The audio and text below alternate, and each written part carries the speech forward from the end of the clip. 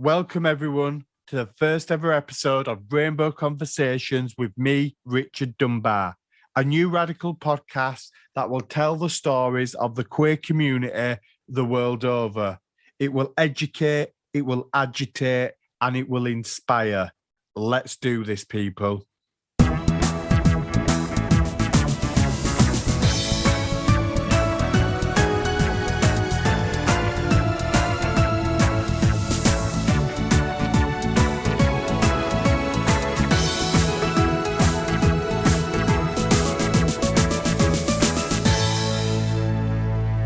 Hey, all you wonderful people. I'm so excited you are joining me on the first ever episode of Rainbow Conversations. My name is Richard Dunbar, a queer radical activist from Bradford, West Yorkshire in the north of England, UK. Wherever you are listening from across the world, you are more than welcome. This podcast will give space for people in the LGBTQ+ community across the world to tell their stories. It will celebrate our fabulousness, our diversity, and our achievements, but it will also acknowledge the issues and problems we face and look at how we organise collectively for change. Each episode, I will have an in-depth conversation with a variety of guests, followed by a segment called the Rainbow Spotlight, where I will highlight the positive work done by individuals, groups, organisations and campaigns from the queer world. My first episode will very much focus on my hometown of Bradford, a place that I grew up in, a place that made me, and a place that has many untold stories that the world needs to hear. But please do bear with me. I'm sure you will learn something from this episode, as you will from the different guests from across the world that will be in future episodes. So without further ado, it gives me a real pleasure to introduce my first ever guest on Rainbow Conversations, Richard and Neil, who are partners in business, but also partners in life as well. They own the independent small chain of cake shops called the Cake Ole, based in and around the Bradford district. And let me assure you, Richard and Neil are real characters who really do have stories to tell. So, Richard and Neil, welcome to Rainbow Conversations. Thank you very much for inviting us. And thank you for us being the best and the first. Absolutely. So do you want to just give the listeners a bit of an introduction to yourselves? Well, my name's Richard. And my name's Neil. And we're from the Cake Ole in Bradford. We started life, the Cake Ole actually started in Skipton as a concept idea and a dream of mine. And it evolved very quickly with us opening our second cafe in Keighley within a year.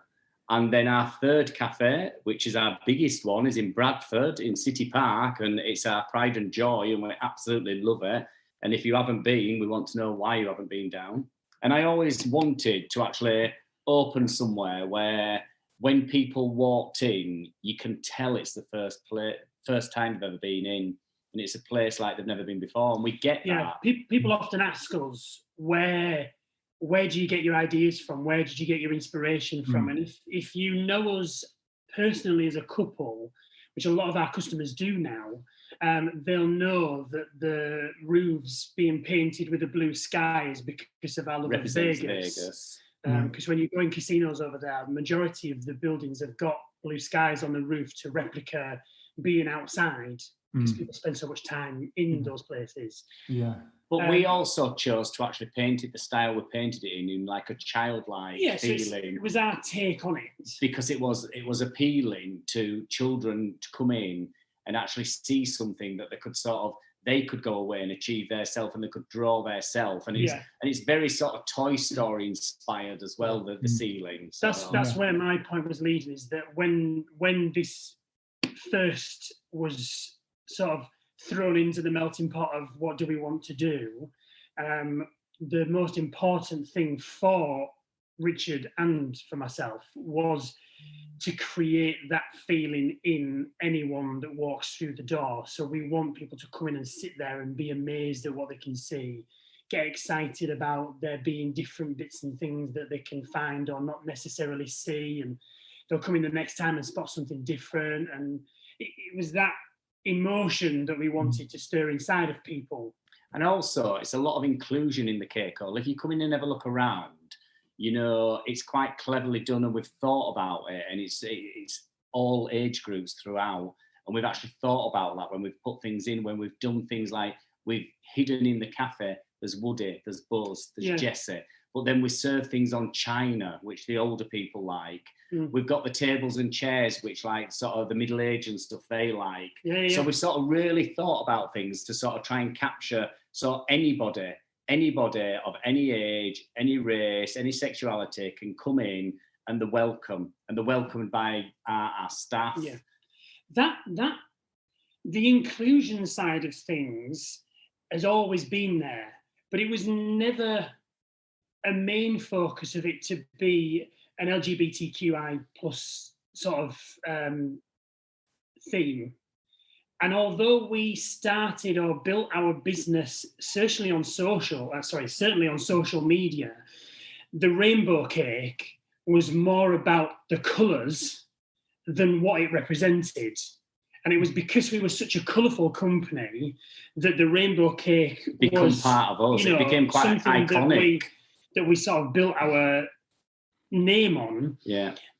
And the progression from that with then being talked about in sort of being included into Keighley Pride, and then being asked to do things in Bradford Pride. And then the Bradford shop, when it was Pride, we decorated with rainbow flags everywhere, and they still stay up because it's now become more of, people know us as a gay couple. People know that not only are we partners in business, but we're partners in life. And then that sort of aspect and it just progressed. Inclusion came, that those that are wanting to feel that they are included and find somewhere that's a safe place, that's where our business plays a part. It was never really a... I'll tell you how it progressed. It was a case of, if somebody came in, and we sort of know when somebody's new and somebody's a little bit timid and a little bit shy. And I'm one of those people who I'm a great believer, and I always have been in inclusion for everybody. You know, I don't look at people's skin, sexuality, anything, whether that's right or wrong. I just don't. I don't see it. And that isn't me just sort of being ignorant on it. I just don't. I see a person for a person. Yeah. And if I see someone and they look a bit out of place, a little bit on their own, I will beeline for them. I don't know why. I just seem to feel I need to talk to them sort of people, and I seem to make them feel included. And we've got quite a big sort of following of the cafe through me and Neil including people, and people come to the cafes, and believe it or not, we're not boys. We like to think we are, but people will come in and say, are the boys in today, or where are the boys working? And that's everyone, from kids coming in, kids lovers, to grannies.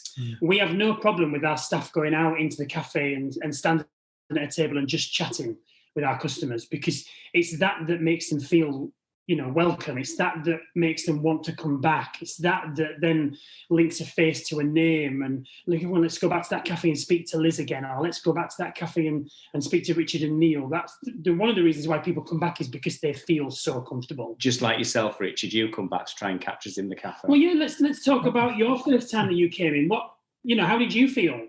It was, for me, when I came in, it was like a big old gay utopia, actually. And seriously, it was, because it was so colourful and everything. I'm quite a visual person anyway, so I'm like obsessed with the decor, the big unit, the big rainbow unit. You have your cakes on, you know, the colourful ceiling, the tables, like you said, some of the Alice in Wonderland sort of feeling in there, and actually your staff as well. And that's a bit, for me, what was the big selling point when I first came, because every single one of your staff, you know, really, really different, shape, sizes, everything. but they always made you feel included. And it wasn't just because I come in loads of times. Every person who comes in, your staff are so attentive, you're so attentive, like you're really bloody bothered about your customers, you know. So yeah, it's amazing. I think it's an experience coming to the Cake Ole, as amazing as the cake is, and everybody should go and try the cake and everything else on the menu. It is an experience, and I think you're right to explain it as that, you know. So can I just say, Richard, we've since then, I mean, when we first opened, I realised social media can be a fantastic machine for you, because that's how we did it.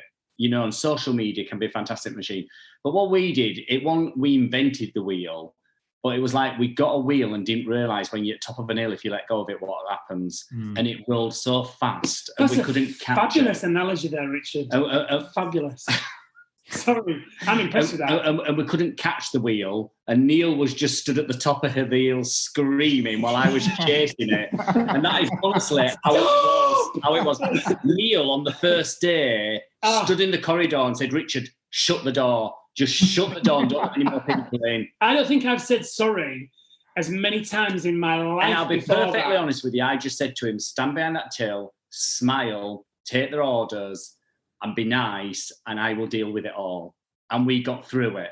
And we got through it, and we are here now laughing about it. And we still get customers who came in on that very first day, and they say, "It was chaos, and we loved you too." And I think the way we were, and the way we reacted to it, like I say, I was chasing the wheel, Neil was screaming at the top of the hill, "What you let go of that bloody wheel for, Richard?" It worked. And it's worked since. Yeah, and on that, and it is obvious for anybody who meets you or comes into any of your cafes, it's a really successful model because of how inclusive and how bright and just actually how amazing the products that you sell actually are. Really high quality, really good value. But have you faced any sort of barriers? A, because of the concept, and B, perhaps because, you know, we've probably got a primarily queer audience listening to this. Have there been any sort of barriers because of you as a couple? Have you experienced that, or has it not really come into it? Yes. When we first ever opened, there was a rumour going around Skipton by another cafe owner who actually didn't want us there, and he was going around and just saying, "It's too queers, don't be buying anything off them because you don't know what they're putting in the cakes." Wow. Excuse me? What did you think we were putting in his cakes? You know, I mean, so I actually stopped him dead in his track, and I challenged him, didn't I? And I went out, and it ended up in quite a heated argument.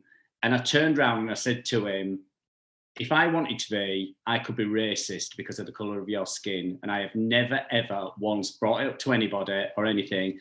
I have never called your cafe. You know, our sexuality has nothing to do with anyone. We are same as every other person who's got shops in this town, other than our sleeping arrangement." I said, and then I turned around to him and I said, "And we can play Snap at night. What do you do with yourself?" I don't like cards, though. Yeah, you knew exactly what I meant, though. and he just didn't know what to say. And I think, you know, facing it head on was the thing we had to do. The problem for this chap was, I think he found the one thing that he felt was the thing that would bring it all come crashing down for us. Yeah. And ran with it. And I don't think he realised really what he was saying. I mean, it came to light. He'd gone round other businesses and he'd told businesses not to work with us because of our sexuality. And when they met us and when we chatted to them, they actually said, "You know, there's no way we wouldn't work with you." They discovered how fabulously camp and glamorous we were because they wanted a piece of it. Because we invest in local businesses and we like to buy products from local businesses and we stick within as local as possible. I think the community of Skipton at that time liked that. Yeah. And then when we moved to Keighley, we used things from Skipton and Keighley, and they liked that. And now we do the same with Bradford. Yeah. And we try to include other independent businesses where we can, as you know from our lives, what we did. But another important thing is that, you know, being gay is not what defines us as businessmen. No. You know, being gay is just a matter of our personal lives. And like Richard said, it's what happens behind closed doors. It's not something that plays a part massively in our business. Yes, our personalities, our empathy, our sympathy for other people out there that need someone to speak to or someone to care about them because of that fact is what makes us. It's not something that defines us. The only challenges we've had, though, is off 2 cafes, and it's been each time they've thrown our sexuality at us. But I think what it is they've just been jealous we're doing a damn good job. Yeah, they were threatened. They were threatened because, 2 queer boys were doing a better job than a straight man. Oh, what a shame that is. There's a lesson there, people. There's a lesson there. So. Yeah, a queen beats a straight every time. Absolutely. That's the cards theme. Yeah. And I'd just say to anybody, I mean, I don't consider myself... I don't consider my sexuality anything, really. It's just me. It's who I am. And I just say, just be true to yourself. We've had young people work for us. We've had transgender, and we've had gay, we have straight, and it's everybody's individual, but everybody should be true to themselves. And we don't judge them, and we will not let any member of staff judge anybody who walks through the door or another member of staff.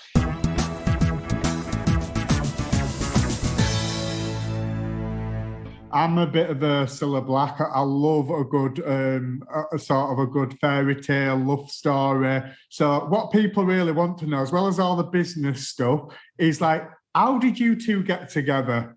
How did that happen? And how did this magical sort of partnership sort of start to flourish? Well, I'll go on this. No, there was a pumpkin, there was a very large ball, and there was a big clock that struck midnight. And that was big clock.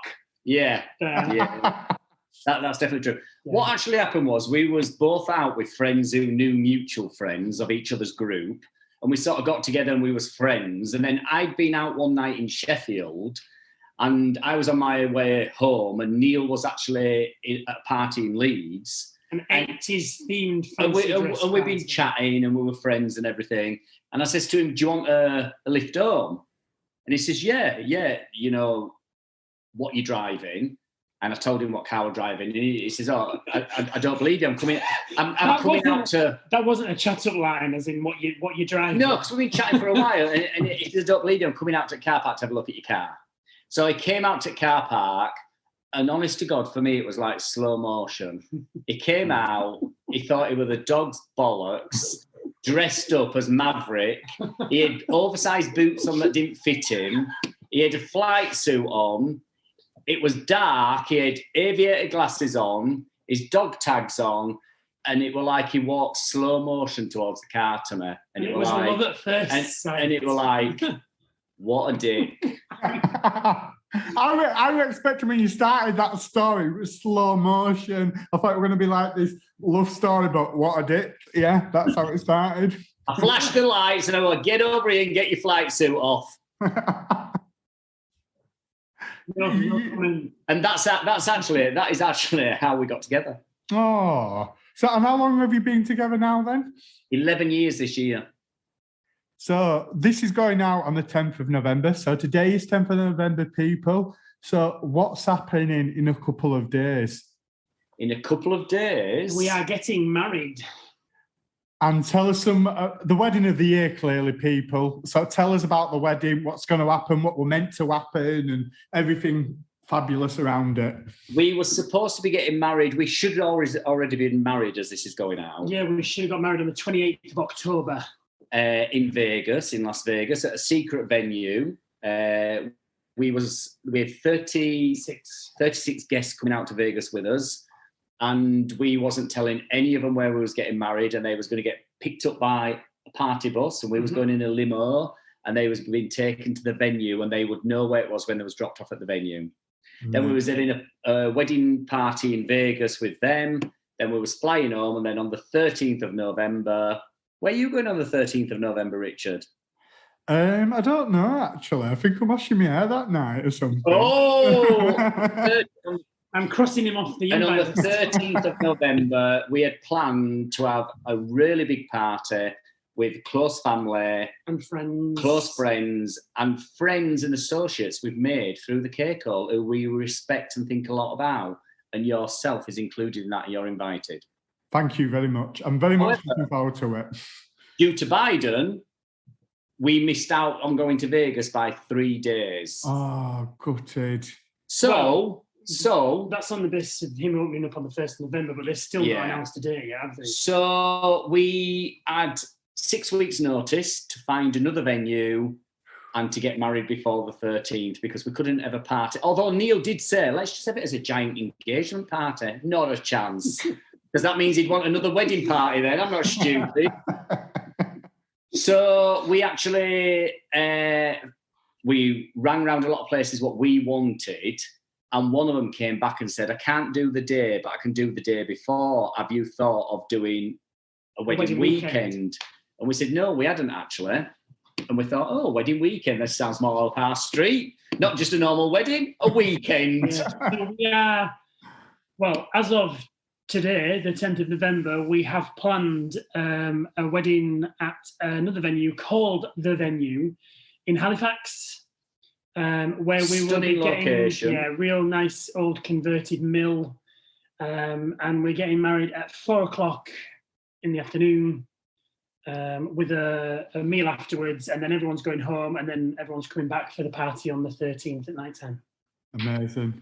And I imagine the party is going to be pretty fabulous and spectacular. And a little birdie, i.e. you two, tell me there's going to be some surprises. So what can we expect? Can you give us any exclusives? It's going to be camp.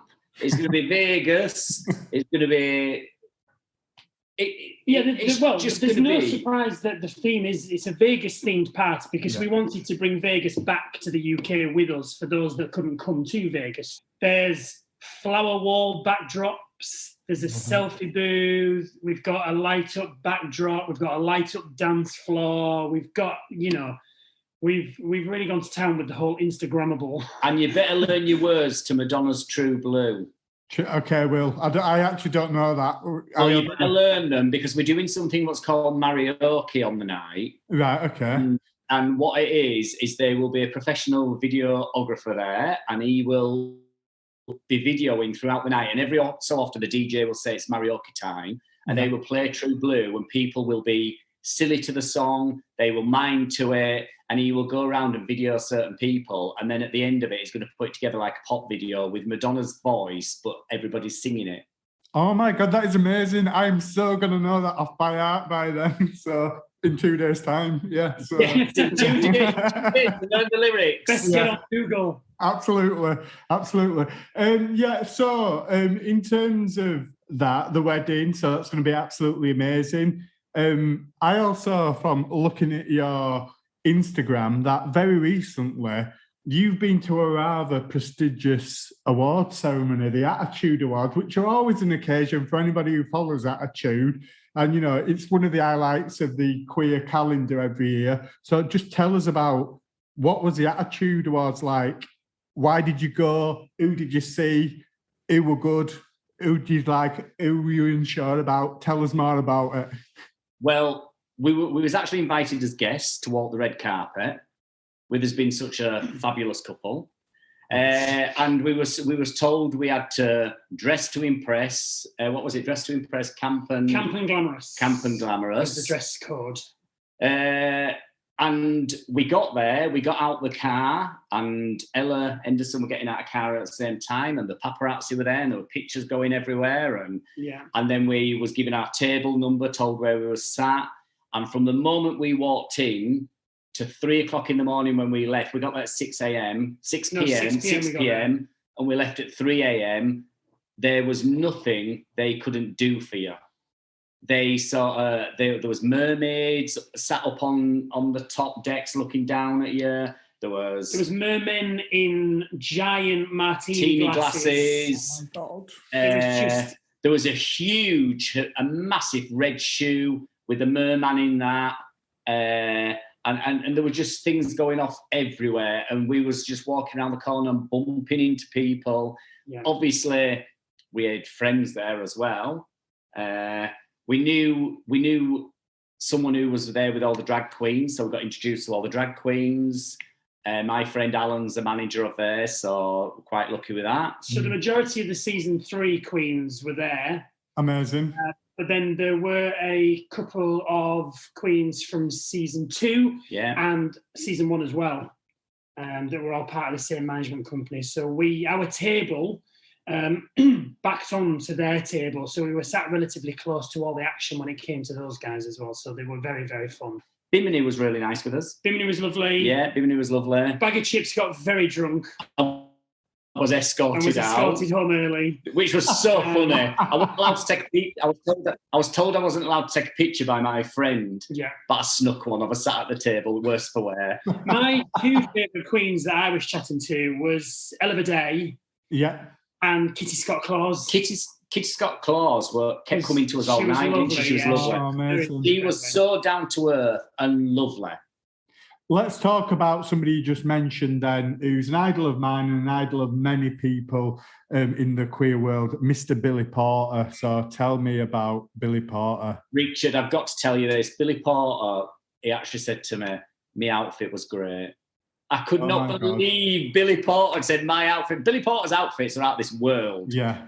And I said to him, inspired by yourself. And then I was chatting to him. I told him we were getting married. And he actually said to me about the bow. I could borrow the bow. What he had on the big white bow. What he had on the catwalk. Oh, my God. I was going and I'd said to Neil, I'd love to see Billy Porter if he's there. But then he was in America and he'd flown over specially for it because he got Man of the Year. So obviously he'd come and we just saw him and it was like, oh my God. But it was like, it was just so down to earth. And it was just like he'd bumped into a friend in the pub, the way he was talking to me. And I took a selfie with him and we both had glasses on and it was blurred. And I said to him, oh my God, I had my glasses on. He said, so did I. And we both ripped him off right quick and then we took another couple. Oh. He actually posted the picture of him and Richard on his story. Oh. Yeah, Billy Porter posted a picture of me and him because he'd met me. It was your story post that he shared on his story. Because he'd met me at the Attitude Awards. That is pretty amazing. He is so down to earth and grounded. And when he stood up and did his speech, it was from the heart. It really was. What did he say? He just talked about the struggles he'd had and everything. And obviously, everything everybody said to him about queer boys going to get AIDS and he's going to die and this, that, and other. And he said, and yes, I got HIV and I take three tablets a day. And he says, and it's undetectable. And he says, and I want to say to everybody, you know, who's out there and suffering, you know, we can all get through this together. Yeah. And he was very open and he was very honest and he was very forthcoming with his story. And it was lovely. And he got standing ovation, you know, and everybody was up for him and cheering. But I'd met him and he'd liked my outfit. Amazing. Neil, I've got to come to you now because on the night, there was an award given out, the Icon Award. And if anybody likes Attitude and likes this band, they'll know exactly who I'm talking about. So do you want to tell me who won the Icon Award and why you love them so much? Yeah, it was the fabulous and iconic group Steps, the pop group that is still going, the only band to reform with all the original members and doing very successfully with their last 3 albums hitting number 2 in the albums chart. So they are seriously making some ground in the pop world. And I know that a couple of the guys in the band are enjoying this particular era of Steps more so because they feel that although back in the day when they were at the height of the charts and being successful, it's even more of a success to come back after 25 years and be doing what they are doing still and have a following of not only the old fans that have been there for the full 25 years, but also for the new fans that they're making as well. Yeah. And they that's amazing. Just when you think about that they've been going for 25 years. 25 years. Yeah, next year will be their 25th anniversary. Wow. And they look amazing. They do. They look fantastic. Yeah. We're quite sort of lucky in they actually know who we are. Mm. So obviously we spent quite a bit of time with them as well on the evening. Yep. And they just took it as a massive thank you off everybody. They really, there wasn't no, well, we deserve it, we've been here long enough. They were just so humbled by it. I spoke to Lisa and I said, Lisa, I'm just so happy. And she was like, I can't believe it. I can't believe that people are saying that we're icons. And I was like, are you mad? I was like, you are like the pop icon. You speak to any queer person out there from, the time that they were around, and they will say that their albums or the songs have practically been a sound track to their lives. I know my life, certainly. I've been supporting the group since 5, 6, 7, 8 came out, and I was a little lad. Well, it's a little lad. I was 21, but I was the one that was on the dance floor. I knew every single move, and you still do. Not so much now because I'm older. We'll see at the wedding. Well, yeah, you will see at the wedding, because if there is not steps played at our wedding, then I will be slapping the DJ. But I am certainly a massive fan of this new era of steps, from Tears on the Dance Floor right through to What the Future Holds era. Yeah, I am living my. You're loving this era more than anything, aren't you? Yeah. I love the one foot in the past, one foot in the future vibe that they've got, because their songs are very much a nod to the past, but they are. I mean, What the Future Holds Part 1 as it is now. The first song that they released for the album was written by Sia, and Sia requested that when she decided she wasn't going to release it, she requested that Steps get it. Amazing. And she's written for some fantastic people, Beyonce, Rihanna, Britney, all of the icons out there. And for her to say, here, Steps, have this, is just a gift in itself. I mean, don't get me wrong, Neil will be going to see him at least a dozen times, I'm sure. But yeah. But for a band who have travelled over 25 years and still as strong as they are and selling out arenas, you've got to take your hat off to them. Absolutely, they are icons, really, in every sense of the world, from pop music sense, queer sense, every sense. They are the great. They can make, if you're having a shit day, they certainly make you feel good when you put 1, 2 tracks of theirs on.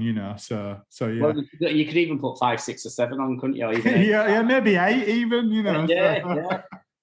Yawn. So at the moment, a lot of things is happening with like the queer community in this country and across the world. Like, hate crime against the community is going up. There's particular problems with trans community being attacked and everything like that. And you two, as very successful LGBTQ plus men, and actually in a lot of ways inspirational for a lot of people in terms of your success you've achieved as individuals and as a couple. What sort of advice might you have to somebody who might be struggling, A, with who they are, and B, because the harsh end of discrimination, because it's still happening to our community. So what advice would you have? Well, what I would actually say is don't shy away from it. Don't hide from it. Find someone you can talk to. And if it's somebody in this area or someone listening to this, they can message me on Instagram or Neil on Instagram, and we will reach out for them. If we can help them, we'll help them. And I'm being serious on that. Yep. They can get in touch with me, they can get in touch with Neil, and if there's anything we can do to help them, we'll help them. We've actually had somebody who worked for us who's had problems at home because of a homophobic stepdad, and we helped him address this situation and helped him come to terms with things and turn things around for him. And his life's totally different now. You've got to look at the situation and not think it's you who's wrong. It's other people who are wrong. You can't take all the blame yourself, and you can't put it on your shoulders, offload to somebody, someone who you trust. You've got to have the trust of somebody, and there will be somebody out there for you. Don't think it's the end of the world. Just reach out for somebody. But also, like I said, don't blame yourself. It's not you. You are who you are, and they are who they are, and you'll probably never change them, but you can change your life. Powerful words. What about you, Neil? What would you say? I'm sat here thinking of what what I could say to be, inspirational and to help people out there. But I don't think I'm worthy of being able to sort of give anyone advice, because I am still learning on a day-to-day basis, how to cope with certain things. But if I was struggling, I would like to think that there were allies out there and people that would support. It's not all about the people that are against you. And I would say that certainly for me and Richard, whilst we have family and friends, we have a very small group of people around us that we class as our family. And they are people that know who we are, know what we're made of, and know why we are the way that we are.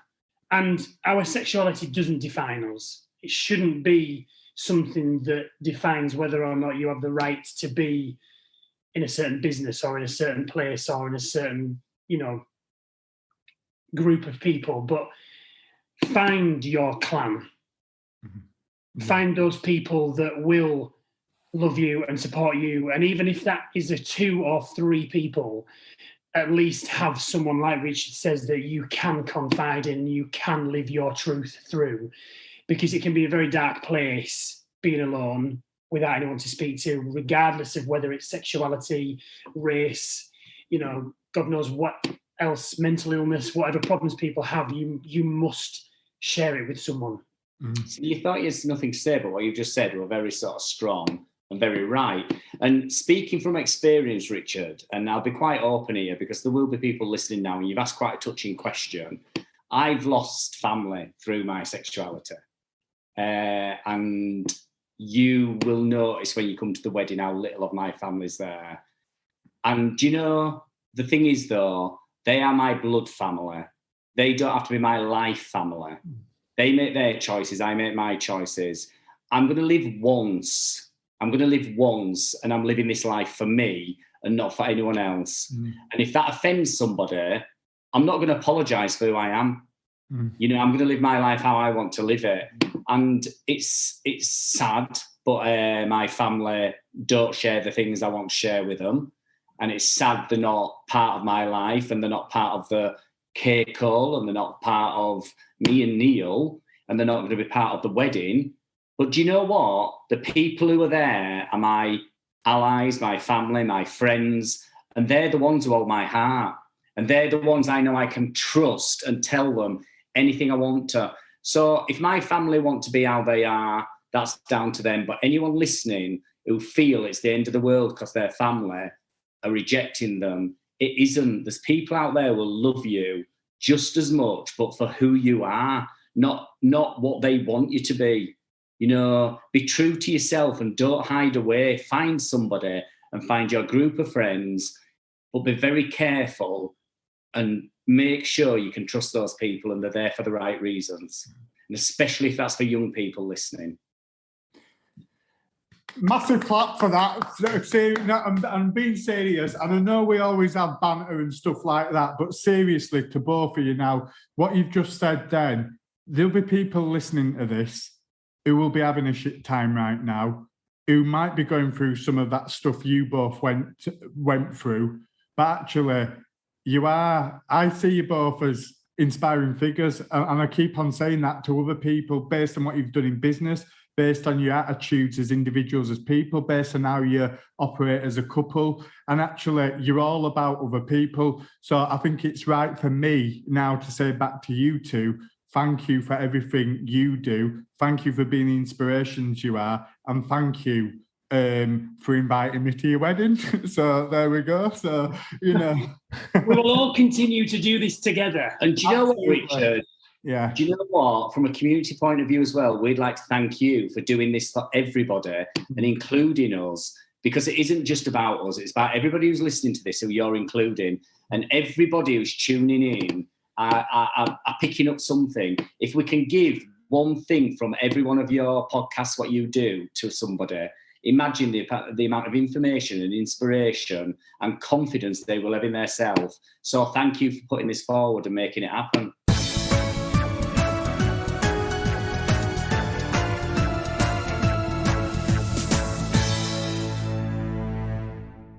In the Rainbow Spotlight this week, we have Bradford poet, writer, thinker, and all-round amazing individual, Kirsty Taylor.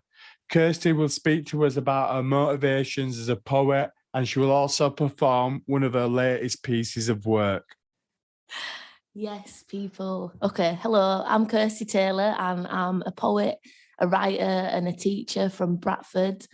I'm really passionate about working with people in communities, people who might not necessarily read or write poetry. I'm really passionate about giving a platform to different voices. I run poetry events and try to get poetry out into different places around Bradford. Most recently, we've been doing it in car parks and in middle of estates. I'm also writing a play at the moment about the way people are living, about austerity and poverty. And yeah, I'm just passionate about working class voices being heard. The poem that I'm going to read is a little bit, I actually wrote it when I lived temporarily out of Bradford, which brought a lot of shame to me. But the whole point of the poem is that no matter where you are, I feel like Bradford is always within you. And when I've shared this poem around and about, I think people in Bradford really like hearing some of these things that are just inherent within us, like Bradford is so rich in stories and experiences, and it's really important that people can hear that articulated in a proud and positive way. So it's all about, no matter where you are, Bradford is always within you. You can take us off estates, try put us on a bus. There's no we ain't seen because we've seen too much. We'll always have your backs and call you love. You can take us out of Bradford, but you can't take the Bradford out of us. Where toddlers sit soggy, scranning sausage rolls on interchange seats. Their mum said don't go in, but they're soaking head to feet. Kids are swimming in the rain. Kids are barefoot in the street. We are City Park on a weekend. We are the chippy for a treat. It's quads on paths, it's cars on paths, it's horses on paths that have the last laughs. And UB40 barbecues and topless lads riding non-handed in Wibsey Park or Bowling Park with babbies drinking shandies. It's phone parties at the ice rink and it's cider on the steps. It's queuing with mates for slides at Dunny's Summit you won't forget. We argue over curry houses, but we trust your Auntie Val when she says the best pakoras in town are from the Sheesh Mahal. Our BD bricks tell tales and truths as ballys and trackies nip lead off roofs, riots and rios and misspent youths with all again and note to lose. We're built with Yorkshire stone, radical is racing in his blood. You can take us out of Bradford, but you can't take the Bradford out of us. We can't do right for doing wrong. We say BD4 instead of tongue because we chat in postcodes, take pride in streets, take pride in haircuts and what we eat. Take pride in activism and how we speak, from Polish, Asian to Irish cheek. Salam, what's happening and how do greets? We'll have a brew and take a seat. And we have our moments, but it's still chava or mush. You can take us out of Bradford, but you can't take the Bradford out of us. Naughty boys nick shoes from mosques as their education's twacked from them.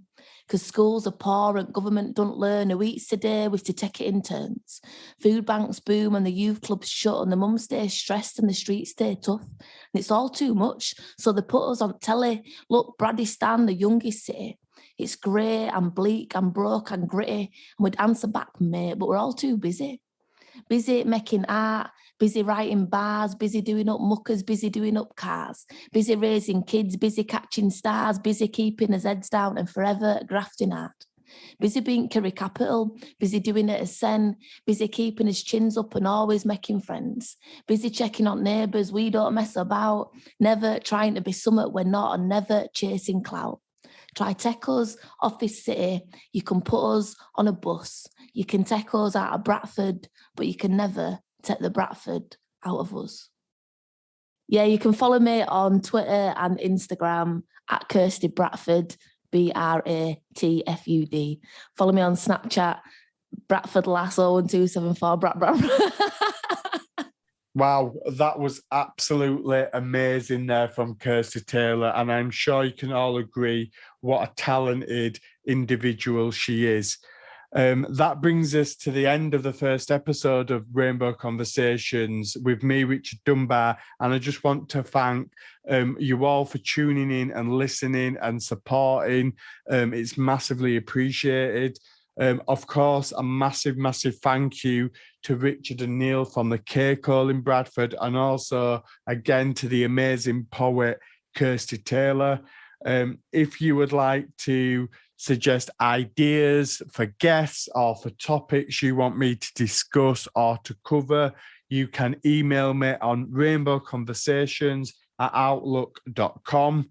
Alternatively, you can also follow me on Instagram @Rainbow Conversations, or you can follow me on Twitter @Rainbow Convos. So please, please do tune in again in a couple of weeks' time, and please do, stay safe, be proud, and listen to Rainbow Conversations.